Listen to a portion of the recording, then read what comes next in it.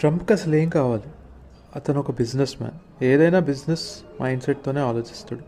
Russia and China super పవర్గా అస్సలు ఎదగడం తనకి ఇష్టం లేదు. ఇది తన ఫస్ట్ టార్గెట్. దానిలో పార్ట్గా వెనెజులా ప్రెసిడెంట్ మిలిటరీ ఆపరేషన్ జరిగింది. దీనివల్ల చైనాకి తక్కువగా వచ్చే క్రూడ్ ఆయిల్ ఆగిపోయింది.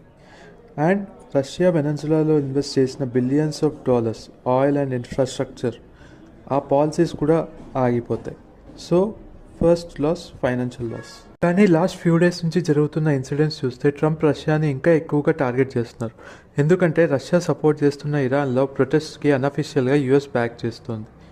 అలాగే రష్యాకి స్ట్రాటజిక్ కార్నర్లో ఉన్న గ్రీన్లాండ్ని ట్రంప్ ఎప్పుడు తను ఆక్యుపై చేస్తానని వార్న్ చేస్తున్నాడు.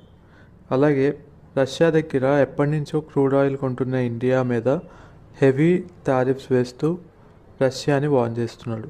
ఇవన్నీ ఎందుకంటే రష్యాని వీక్ చేయడానికి. ఆల్రెడీ 4 years నుంచి వార్లో ఉన్న రష్యా ఇంకా వీక్ అయితే వార్ ఆగుతుందని ట్రంప్ ప్లాన్. ఒకవేళ ట్రంప్ అనుకున్నట్టు జరిగితే యుక్రెయిన్లో ఉన్న రేర్ మెటల్స్ యుఎస్కి వెళ్తాయి. ఇది ట్రంప్కి వచ్చే బెనిఫిట్.